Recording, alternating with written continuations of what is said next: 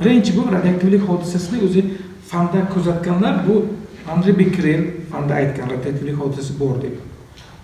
O'sha Andre Becquerel zamonasiga rentgen nurlarini Wilhelm Rentgen kashf qilganda o'zi Becquerel o'zi asli mutaxassisligi nima bo'lgan? Mineralog, geolog bo'lganda. Geolog bo'lganda o'sha uran minerallarini Germaniyaning bir ko'mir konida topgandan keyin o'sha uran minerali yangi element o'zidan noma'lum bir nurlanish chiqarishni nimani kuzatgan birinchi nima Becquerel bo'ladi va fanda aytgan shunaqa radioaktivlik hodisasi borligini. U avval o'ylagan bu rentgen nurlarga o'xshash nurlar deb o'ylagan. Chunki o'sha paytlar rentgen ham noma'lum X nurlarni qayd qilgan bo'lgan. Demak, radioaktivlik tire yozinglar, ko'rasizlar. Radioaktivlik ma'lum bir element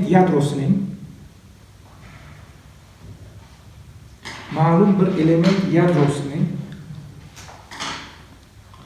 o'z-o'zidan qavsning ichiga yozinglar, spontan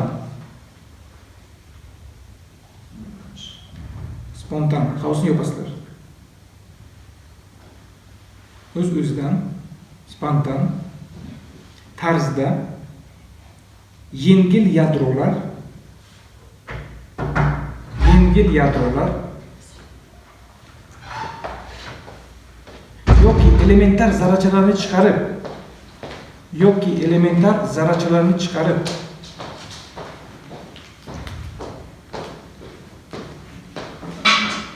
boshqa element yadrosiga aylanishiga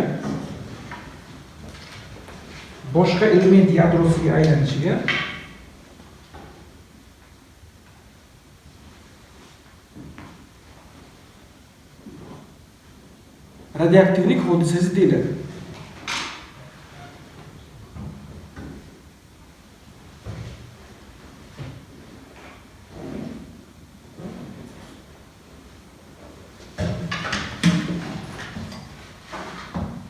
Radioaktivlik hodisasini fanda ilk marotaba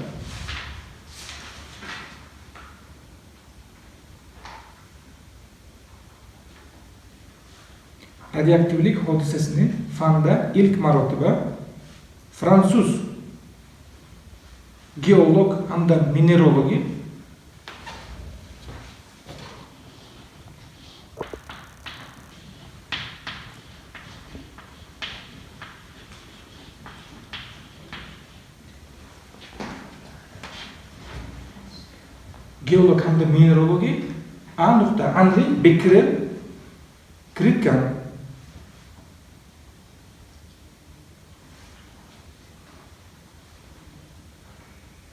Andre Becquerel kiritgan.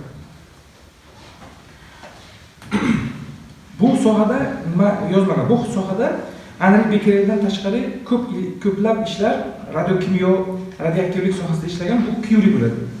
Curiening ko'plab ishlari radioaktivlik sohasida nima qilgan, bag'ishlangan bo'lib, ko'plab sun'iy tariqasida laboratoriya sharoitida yangi izotoplarni hosil qilgan. Curie. Endi o'z navbatida yadro o'zidan elementar zarrachalar va yengil yadrolarning nurlanishi, bu nurlanishlar asosan 3 turga bo'linishini Rutherford kuzatgan va o'sha poloniy yadrosidan chiqayotgan radioaktiv nurlanishlarni magnit maydonida og'ishini kuzatib, bu nurlanishlar 3 turdan, ya'ni alfa nurlanish, beta nurlanish va gamma nurlanishlar tashkil topganini aytib bergan. O'z navbatida yoziladi. O'z navbatida radioaktiv nurlanish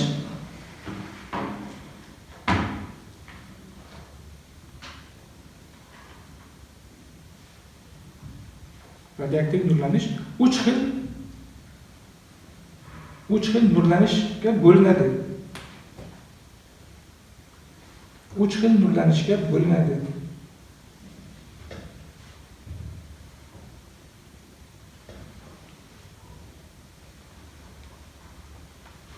Ikki nuqta qo'yinglar, birinchisini yozamiz. Birinchisi bu alfa nurlanish. Yadrolar alfa nurlanish natijasida yadrolar alfa nurlanish natijasida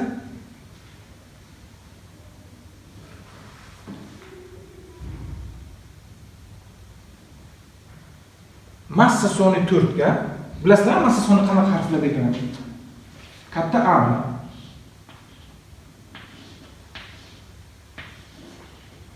Massa soni 4 ga, zaryadi esa 2 ga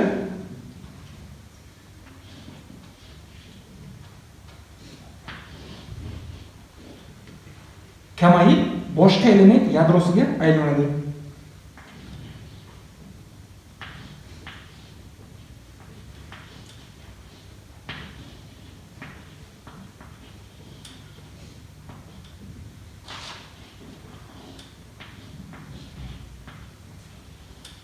Agar massa soni 4 ga kamaysa, zarrada 2 ga kamaysa, demak neytronlar soni ham 2 ga kamayishi kerak. Yana bir narsa. Alfa zarralar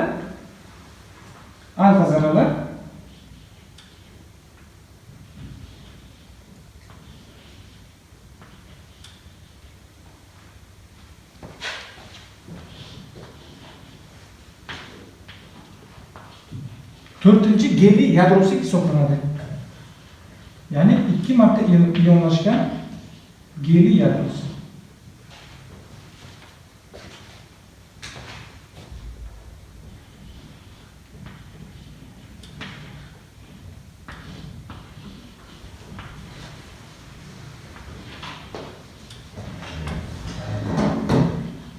To'sqin yozib olinadi birinchisiga darhol.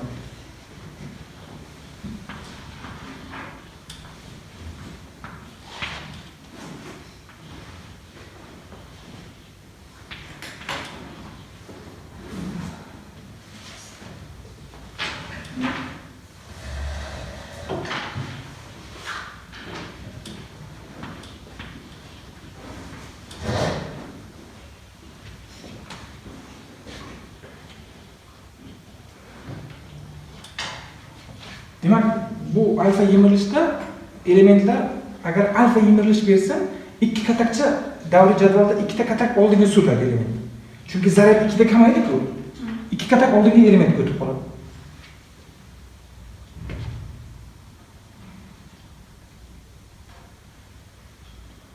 Misol tariqasida men radining alfa yemirilishida radon hamda alfa zarracha chiqishini yozdim sizlarga. Misol tariqasida.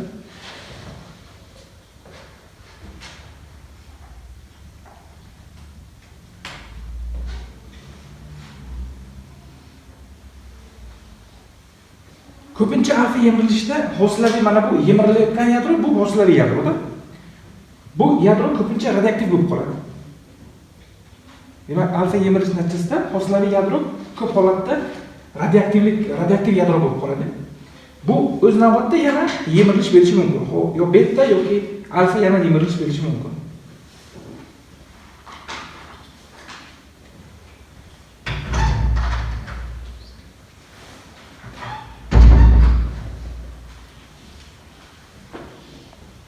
İkincisini yazın.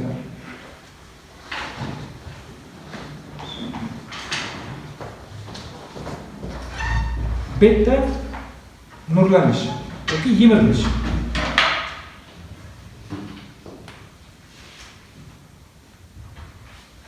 Radioaktiv beta yemirilish. Radioaktiv beta yemirilish.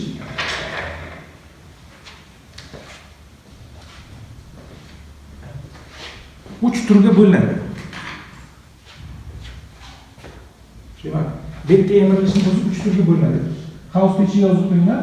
Beta minus, beta plus va K elektron qamash.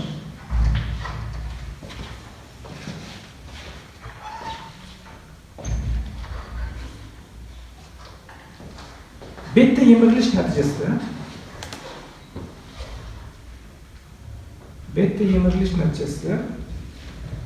buni hali har bir bo'limini alohida yana ko'rib chiqamiz.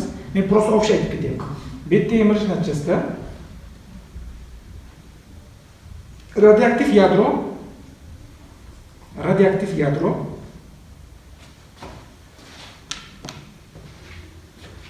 massa soni doimiy qolib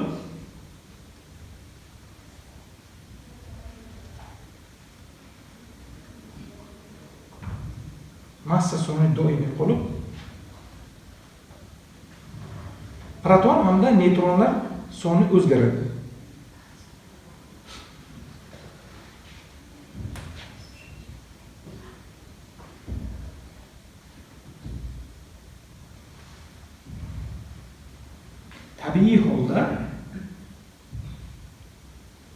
Tabiiy holda beta minus yemirilish kuzatiladi.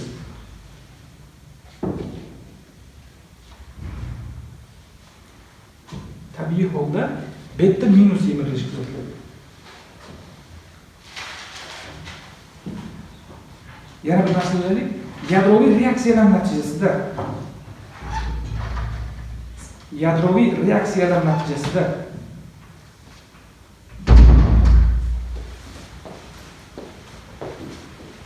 hosil bo'lgan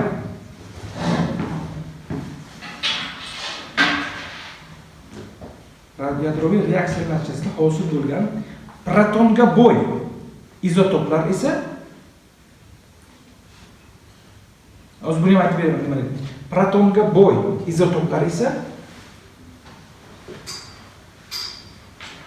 radioaktiv beta plus yemirilishga moyil.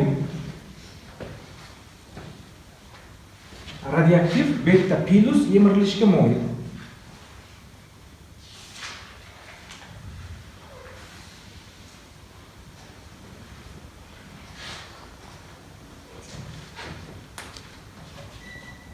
Birinchisi bu bizga beta minus yemirilish qanaqa o'zi? Bu nimani?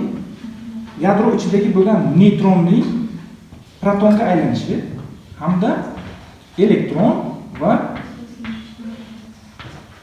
anti. Mana neytrino deyiladi. Anti neytrino chiqishi.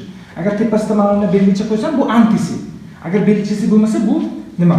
Neytronning o'zi. Nima o'zi qo'yadi? Bu elektron neytrinosi.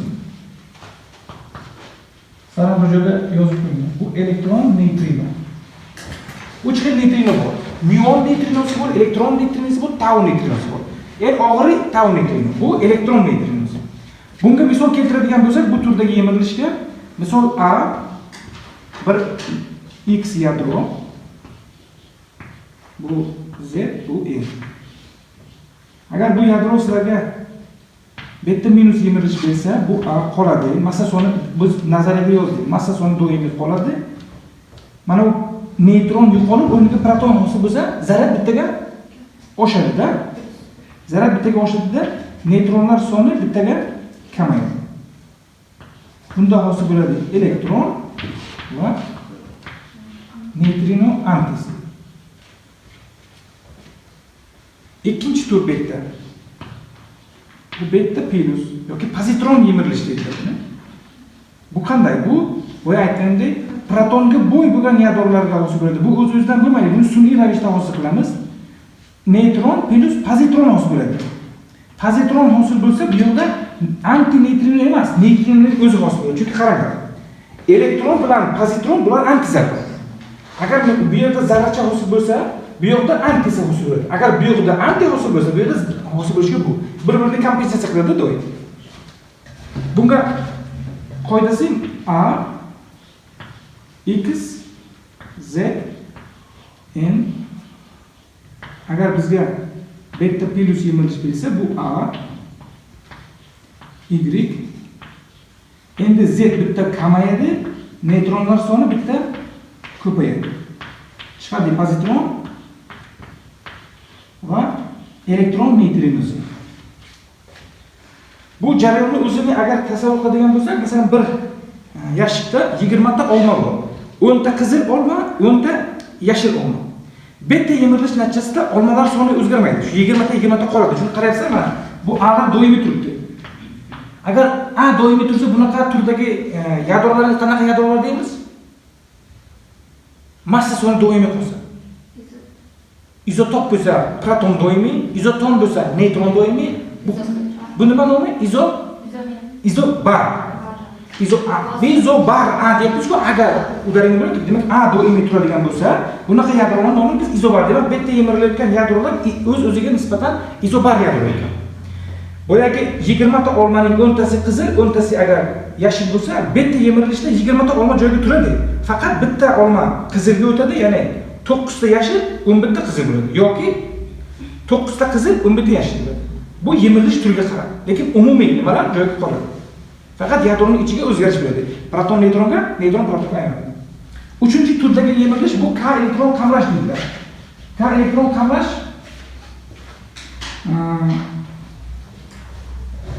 bunda bunaqa bo'ladi. Ma'lum bir yadro o'ziga yaqin turgan qobig'dan bitta elektronchani yutadi. Natijada yadroning ichiga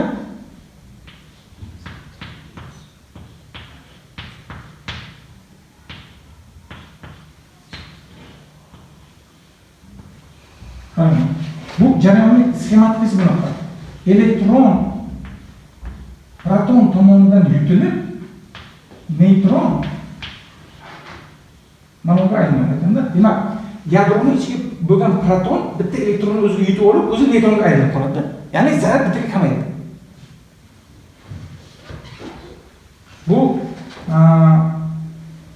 bunaqa jarayonning ehtimoliyati bilan beta plus yemirilishining ehtimoliyati doimiy bir-birini raqobatga ega, raqobat qilib ketadi. Chunki beta plus yemirilishda ham proton yo'qoladi, kamayadi, elektron qamrashda ham proton kamayadi. Shuning uchun bu jarayon beta plus yemirilish bilan elektron qamrash bir-birini har doim raqobatda bo'ladi ikkovi. Beta zarralar o'z navbatida mana beta plus beta minus bular o'z navbatida elektron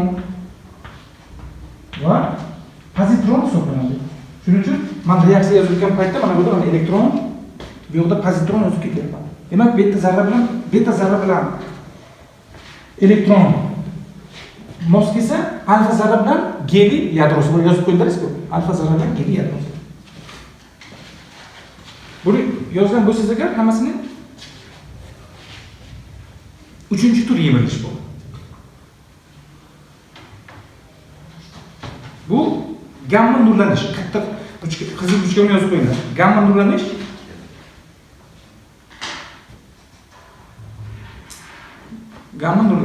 tire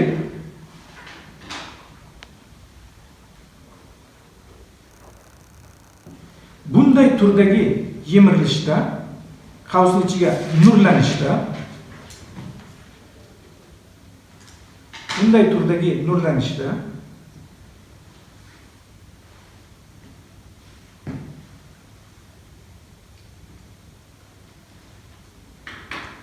nurlanayotgan yadroning massa soni hamda massa soni va protonlar miqdori nurlanayotgan yadroning massa soni va protonlar miqdori o'zgarmaydi.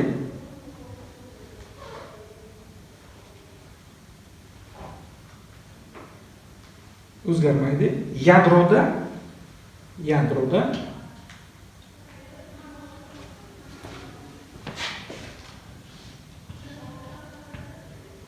spin, magnet moment,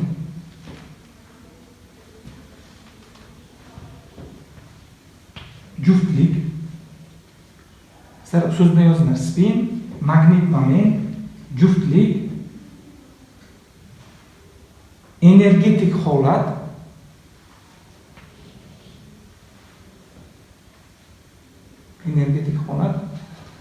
o'zgarishi mumkin.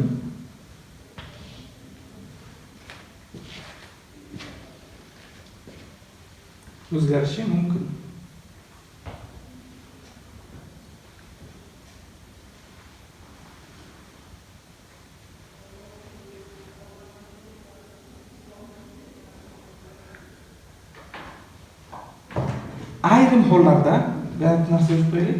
Ayrim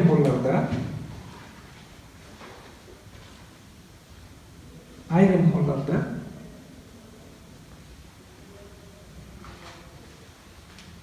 klasterli, tagida chizib qo'yinglar, qizil cho'lon. Klasterli radioaktiv yemirilish ham kuzatiladi. Klasterli radioaktiv yemirilish ham kuzatiladi.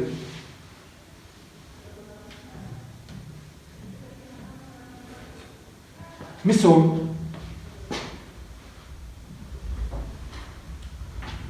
tajribada kuzatganda 12 uglerod bor-ku. Ana shu yadro uglerod birdan uglerod bo'lib chiqqan. Buni uglerod nima deyish mumkin? Uglerodni aytish mumkinki, bu 3 ta alfa zarrada mana bu 6. 3 karta 4 12, 3 karta 2 6. Demak, yadro o'zidan alfa zarra nurlanishi mumkin, lekin agar alfa zarra 3 ta bu birdan chiqsa, unda sizlar 3 ta alfa zarrani kuzatmaysizlar, o'rniga uglerod 6 ni kuzatasiz. Tushunarlimi?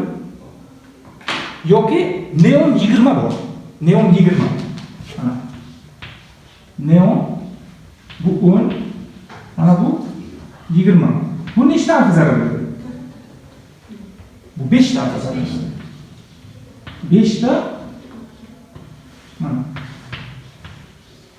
Ana shunaqa neondan yemirilganda tajribada shunaqa kuzatgan. Bu где-то 80-yillarda, 70-yillar, oxir 80-yillarda yemirilishlarni kuzatish natijasida shunaqa turdagi klaster degani demak nima? Bir guruhcha, bir guruh bo'lib yemirilyapti. Bular 3 ta alfa zarra bilan chiqib ketyapti.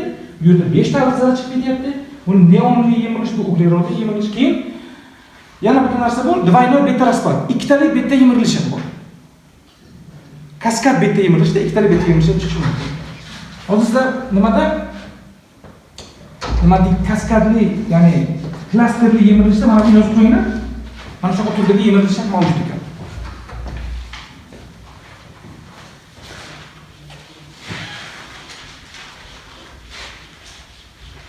Keyin tajribalarda kuzatgan shunaqa bo'lganki, protonli yemirilish ham bor ekan. Yadro proton ham chiqarib yemirilar ekan. Protonli yemirilish bor.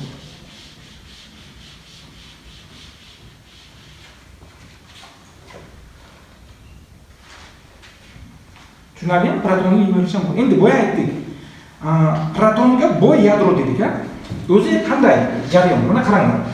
Men sizlarga o'tgan darsda aytdimki, Weizsäcker formulasini chiqarayotgan paytda 3 ta koeffitsient yadroning tomchi modelidan kelib chiqadi. 4 va 5 koeffitsiyentlar bu kvant mexanikasi orqali chiqadi. U klassik fizika qonunlari bilan emas, kvant mexanikasi bilan chiqadi. O'sha yerda bitta koeffitsient turadi. Kichik koeffitsient. Bu kichik koeffitsiyentni biz nima dedik? Bu kichik koeffitsiyentni biz juftlashish, simmetriya koeffitsient deb ketdik. Simmetriya koeffitsient deb ketganimizda buni yozdik. A minus 2z kvadrat taqsim A. Ana shu yerda bitta narsa bor. Agar biz qaraydigan yadromiz, masalan, 12 uglerod 6 ga 6 bo'lsa, bu 6 ta proton bor, 6 ta neytron bor. 6 ta proton bilan 6 ta neytronni tashkil topgan bu yadro o'ziga nisbatan simmetrik yadroda. Juda simmetrik yadro, shuning uchun bularda nukleonlar minimal energetik holatda turibdi. Agar tasavvur qilinglar, shuni men 13 qilsam 6 taga 7 ta bo'lsin. Unda bitta neytroncha uyg'onib turib qoladi. Ya'ni proton bilan neytron bir-biri bilan farq bo'lib qoladi, energiya farqi. Ana shu energiya farqi tufayli buning turg'unligi ma'lum bir miqdorda kamayadi. Chunki ma'lum bir energiyani o'sha olib ketadi. Bizda protonlar soni bilan neytronlar soni yadroda doim bir-birini tenglashtirishga harakat qiladi.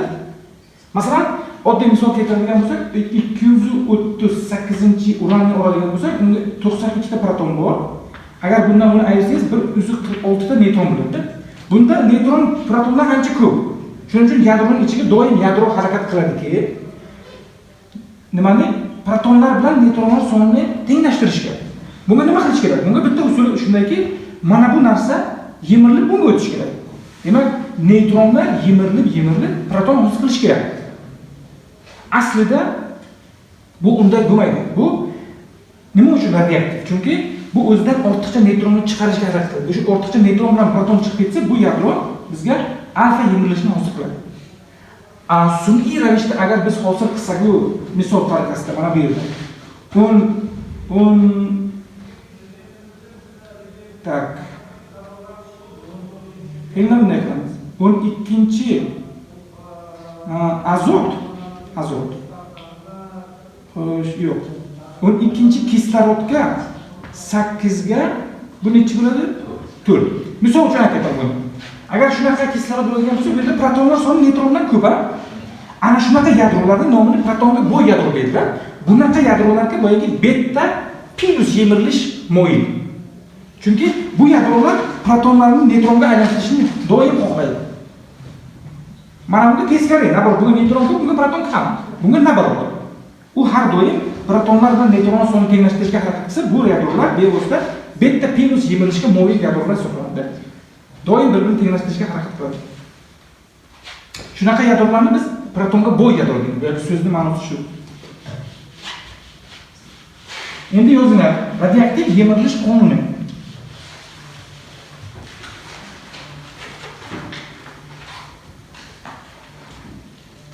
Radioaktiv yemirilish qonuni.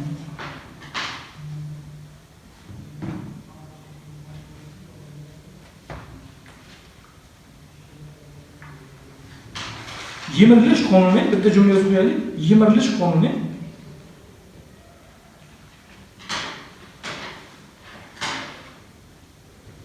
qonuni statistik xarakterga ega.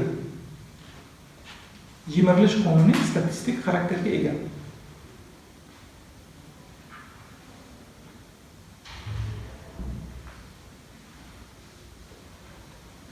Bu nima degani? Masalan, yadrolar yarim yemirish davri bor-da. Yarim yemirish davriga qarab turib, agar 1 sekundda bitta yemirilsa, ikkinchi sekundda ikkita yemiriladi, 3-sekundda 3 ta, 4-sekundda 4 ta yemiriladi degan gap yo'q. 1 sekundda bitta yemirilsa, ikkinchi sekundda 2 ta yemirmaydi. Yemirilmasligi mumkin nima? Zato 3-sekundda 4 ta yemirilishi mumkin. Tushunarlimi? Ana shu yemirilishlarning statistikasini agar tuzib chiqsangiz, ma'lum bir qonuniyat kelib chiqadi. Ana shu qonuniyat har bir yadro uchun o'ziga xos bo'lgan yemirilish tezligi yoki yarim yemirilish davrini keltirib chiqaradi. Shuning uchun radioaktiv yadro yemirilayotgan paytda u doimiy bir xil stabil yemirilish emas. U tabiatda shunday yaralganki, ma'lum bir vaqt orasida ko'proq yemirilishi mumkin, ma'lum bir vaqt orasida kamroq. Lekin o'rtacha statistik miqdorini oladigan bo'lsangiz, qandaydir sredniy, ya'ni o'rtacha qiymati ma'lum bir son qiymatga ega bo'lib qoladi. Agar radioaktiv yadrolar miqdori boshlang'ich vaqtda, ya'ni T 0 bo'lgan vaqtda radioaktiv yadrolar miqdori enta bo'lsa, qandaydir-da? Endi biz kuzatamiz, qandaydir T'imiz 0 dan farqli bo'lgan kichkina bir dt vaqt oralig'ida bu yadrolar endi n bo'lmaydi, endi bu dn bo'ladi. Chunki kamayib ketadi dn. Chunki u yemirilishni boshlagandan keyin bosh verib 0 bo'lgan paytda nt edi. Endi delta t bo'lgan dt bo'lgan vaqtda bu dn bo'ladi. Biz sizlar bilan ana shu qonuniyat qanday xususiyatga ega ekanligini o'zi ko'rib chiqamiz. Bu qonuniyat eksponensial qonuniyatga ega ekan.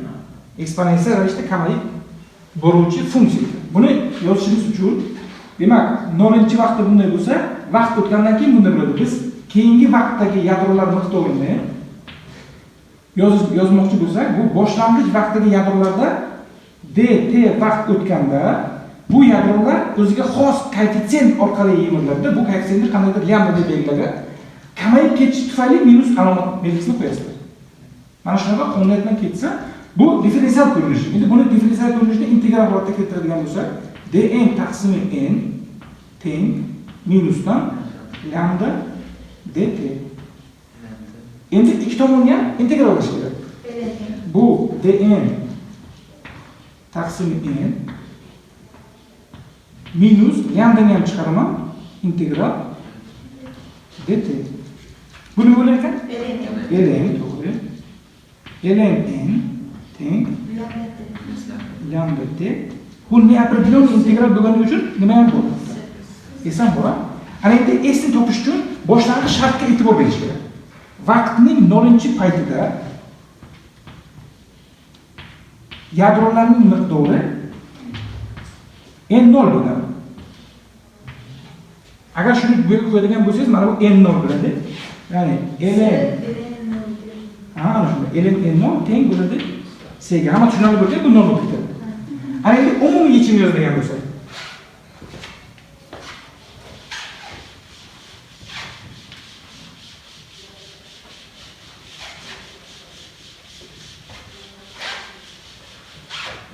umumiy yechim qanday bo'ladi? ln n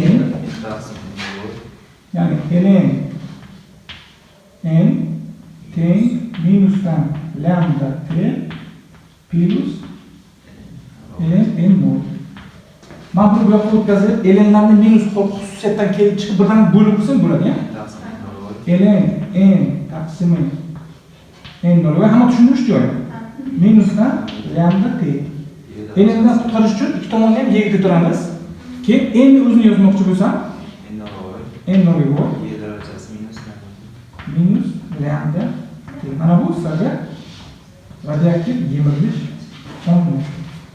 Keyin shunaqa gap borki, yarim yemirilish davri degan narsa. Yarim yemirilish davri bu shunaqa vaqt ekanligi, katta T. Bu vaqt davomida boshlang'ich yadrolarning yarmi ko'kka qoladi. Ya'ni n taqsim 2 ga qoladi. Ha, bu bizdan yozib qo'yadi. N'imiz teng n0 taqsimi 2. Agar mana shu qiymatni olib yo'q qo'yadigan bo'lsam, bu bo'ladi n0 taqsim 2 n0 y minus lambda katta t 1 taqsim 2. N0lar ketadi. Buni chappa qilaman, bu minusni yozgacha vosgachaman. Ikki tomonni ham ln qilaman. Shu joyni hamma tushundimi? Hamma tushundimi shuni? Hamma tushungan bo'lsa birdan qaranglar. ln 2 teng y daraja yo'qolib ketdi-da. Shu hamma tushundimi shu joyni? Ana. N0 ni yo'qotdim, buni chappa qildim, bu minus ketdi. Keyin ikki tomonni ham ln qildim birdaniga. Endi bu yoqdan lambdamiz teng ln 2 taqsim t1 taqsim 2. Agar mana shuni olib bu yoqqa qo'yadigan bo'lsa,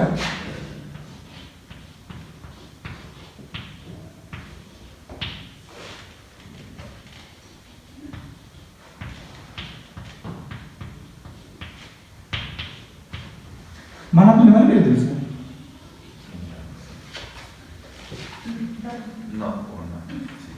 Ikkini beradi. Y darajasi ln 2 bo'lsa, 2 ni o'zi yo minus bormi? Agar plus bo'lsa, siz aytgandek bo'ladi. Mana minus bormi bu yerda? Shuning uchun bu bo'ladi n teng n0 2 minusdan bir taqsim 2 shu o'zi, minus pastdan o'zi degan shu. Minusdan faqat siz minusga e'tibor bermaysiz. Tak, t kichkina t taqsim bu ham o'sha radioaktiv yemirilish qonuni. Faqat xohlasangiz 2 orqali yozing, xohlasangiz buni yozib olasiz.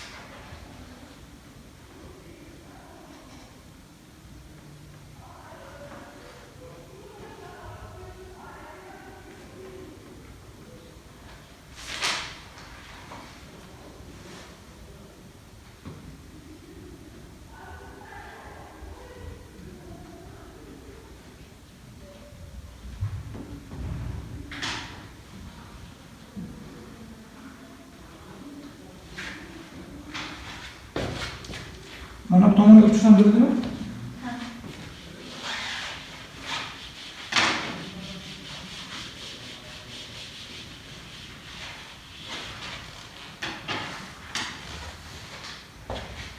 Endi mana bu baribir bitta yozib qo'ysak.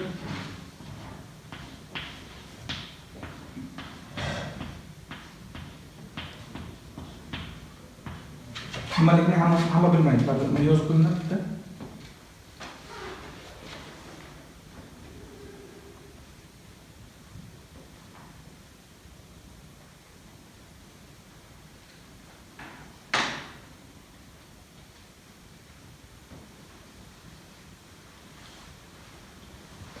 N. Avval N nomini yozinglar. N0 boshlang'ich yadrolar miqdori. Yemirilishdan oldingi boshlang'ich yadrolar miqdori.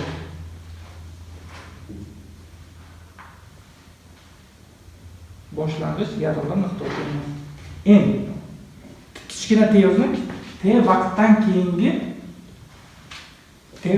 keyingi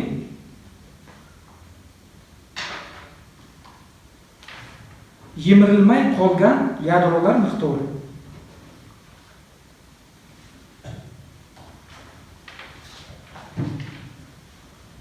Yemirilmay qolgan yadrolar miqdori. Lambda. Yemirilish doimisi. Ba'zi adabiyotlarda skorost raspad, yemirilish tezligi ham beriladi. Yemirilish doimisi qavsinchiga yemirilish tezligi yozinglar. Chunki birligi 1/8 sekundda chiqadi bu. Yemirilish tezligi. T 1/2 yarim yemirilish davri yoki vaqti. Yarim yemirilish davri o'z ma'nosini bildirsa nima? Boshlang'ich miqdordan yarmigacha qolguncha ketgan vaqt. Endi qaranglar. Mana bu yemirilmay qolgan bo'lsa, yemirilib ketgan qanday bo'ladi? Delta n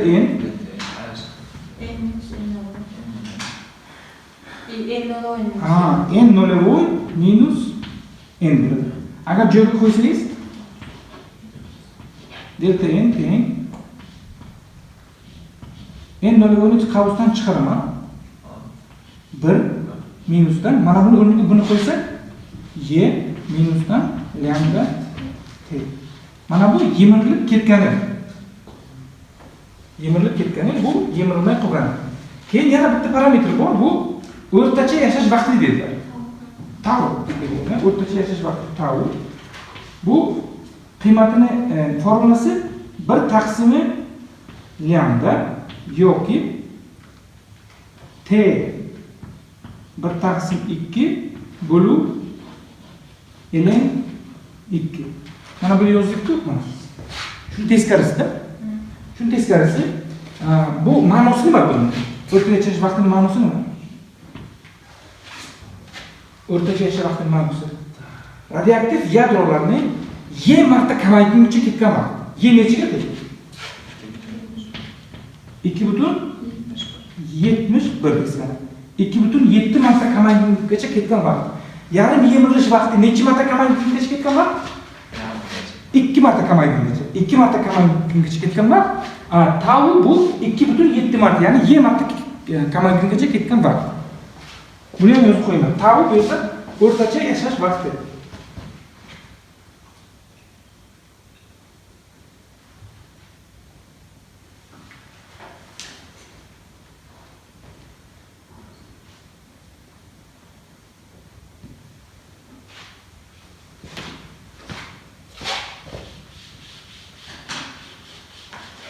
Endi yozinglar. Aktivlik. Buni yozib qo'ying.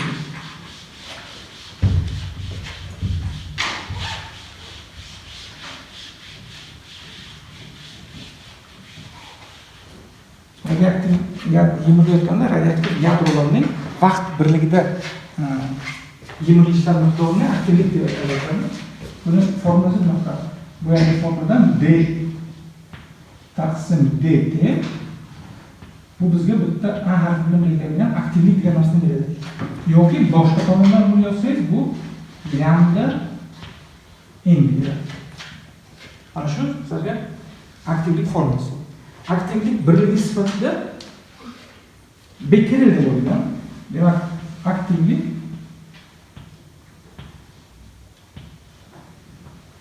bu bir Becquerel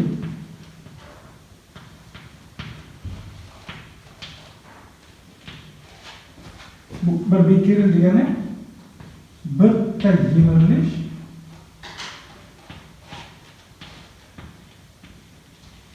taqsim 1 sekund. Bir bekerining ma'nosi shu. Bitta yemirilish 1 sekund.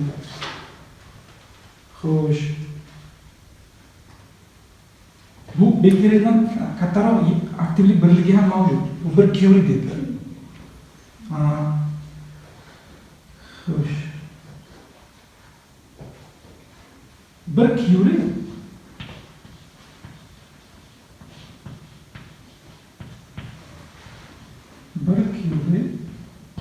KI harfi bilan belgilanadi. Bu 3,7 10 darajasi 10 bekeriy. Bu juda katta aktivlik o'zi miqdori. 1 curie. Hozir buni yozib olamiz, keyin men 1 curiening ma'nosini yozaman. 1 curiening ma'nosi bor.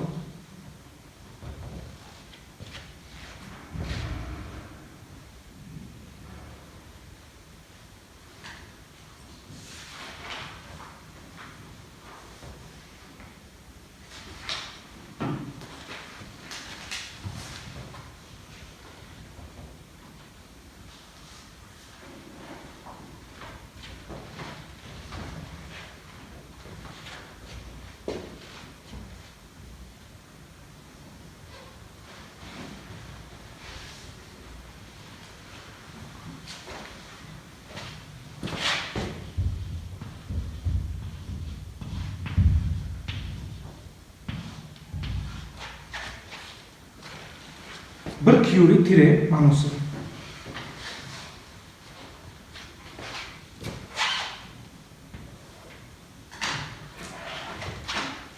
Bir gram radiy 226 izotopining 1 gram radiy 226 izotopining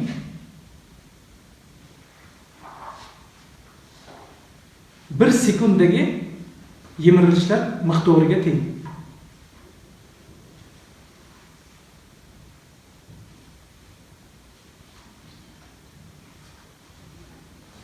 Bir sekundagi yemirilishlar miqdoriga teng. Demak, formuladan ko'radigan bo'lsangiz agar 1 sekundda 1 gram radiy 3,7 10 darajasi 10 ta yemirilar ekanda. Shuncha katta ekan aktivlik.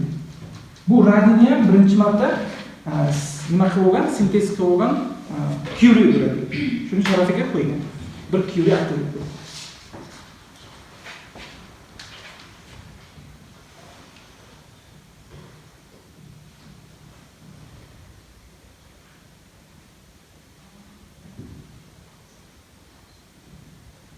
Endi yozinglar. Tabiiy radioaktiv izotoplar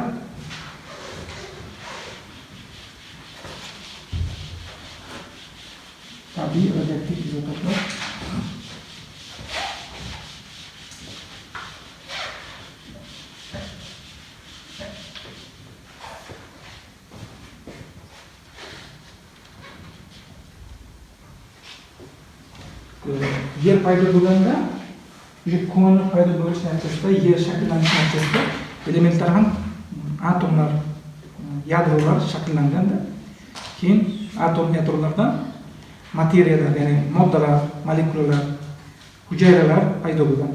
Demak, yer paydo bo'lishdan o'sha planetalar shakllanish natijasida ko'plab elementlar sintezlanib tayyor bo'lgan va davriy jadvalda, elementlar davriy jadvalda bismut elementidan keyingi bismut bu 83-chi. Bismut elementidan keyingi elementlarga radioaktivlikka moyillik kuzatiladi va alfa yemirilish aynan davriy jadvaldagi bismut elementidan keyingi elementlarga kuzatiladi. Men sizlarga o'tgan darsda aytdim, sehrli sonlar deydi. O'sha sehrli sonlarda agar e'tibor bergan bo'lsanglar, sehrli sonlardan tashqari 2 marta sehrli sonlar bor ekan. Dvanshniy magnitskiy chiziqlar. Qarang, sehrli sonlar 2, 8, 20, 50, 82 va 126. Endi qaranglar. Mana 2 bilan 8 20 bor-ku. Ana shu 2 marta sehrli son. Masalan, 2 qaysi element? Geli 2 2, 4 da, mana 2 marta sehrli son. 8 qaysi rang? Kislorod mana 8, mana 2 marta sehrli son. 16. Va 20 qaysi rang? Kalsiy. 20, 40. Ana shu elementlarni biz bevosita 2 marta sehrli son deyishim mumkin-da bular. Mana shu men nima uchun buni yozdim? Mana qaranglar, e'tibor beringlar. 83 dan keyin uje radioaktivlikka mo'yil. Nima uchun 82 emas? Chunki 82 bu sehrli son va 82 da bo'ya xuddi atomlardagi inert gazlar bor, inert gazlarda aytdikki, tashqi elektron qobig'i elektronlar bilan to'lgan, valentligi 0 ga teng, boshqa atomlardan reaksiyaga kirishib, birikib bog' hosil qilmaydi. Shuning uchun ular atomar holatda. Xuddi shunaqa holat yadroda ham bor. Yadroda hali keyingi kurslarda o'tamiz. Yadroda qobiqli model bor. Ya'ni xuddi atomlardagi elektron qobiqlarga o'xshagan yadrolarda ham qobiqlar mavjud. Bu qobiqlarda protonlar bilan neytronlar tartibli ravishda to'lib boradi. Ana shu geliy, kislorod va kalsiylarga kelganda qobiqlar to'lib qoladi. Polностью to'lib qoladi, xuddi inert gazga o'xshab. Shuning uchun keyingi bitta nukloncha, ya'ni 82 dan keyingi 83-protoncha unga lishniy. Demak, valent elektronlar atomda qanday vazifani bajaradi? Masalan, natriy xlor osh tuzini oladigan bo'lsak, natriy xlorda demak, shunda bog'lanish, ya'ni ion bog'lanish hosil qilish uchun natriy bitta elektronni beradi, xlor bitta elektronni oladi. Natriy bitta elektron bersa bu musbat deb qoladi. Xlor bitta olsa manfiy. Musbat va manfiy orasidagi kulon o'zaro ta'sirlashuv, ionlar orasidagi ta'sirlashuv natijasida ion bog' hosil qiladi, natriy xlor bog'lanishi hosil bo'ladi. Kristal panjalasi. Xuddi shunaqa holatni agar biz yadroga qo'llaydigan bo'lsak, vismutda tashqi bitta qobiqda ortiqcha bitta nima turibdi? Proton endi. Chunki 82 qanaqa son? Sehrli son. 82 degani inert gazlardagi to'lib borgan qobiq degani. Chunki natriy qaysi elementdan keyin turadi? Neondan. Boya ko'rdik-ku, neon 20 ni ko'rdik a? Neon bu esa natriy 11-element. 10-element qaysi element? Bu neon. Neon esa 10. Mana buni ko'rdik, 10 ga 20 dedik. Bu ham 10 bo'ladi. Ya'ni neon inert gaz bo'lganligi uchun tashqi qobiq elektronlar bilan to'lgan, natriy esa tashqi qobiqdagi bitta elektron ortiqcha, protonlar soni 10 bitta. Endi biz elektron bilan ishlamaymiz. Sizlar bilan hozir biz bu yerda proton bilan ishlaymiz. Chunki biz yadroni o'rganyapmiz. Ana shu yerda bitta protoncha ortiqcha bo'lganligi tufayli mana bu yadro menniy stabillik. Demak, nimasi? Stabilligi pastroq ekan. Chin qoroshiga qaraganda. Shuning uchun bunaqa turda va bundan keyingi turadigan yadrolarda tabiiy holatda yemirilishlar kuzatiladi. Demak, yer paydo bo'lishidan bu yoqda elementlar sintezi bu paydo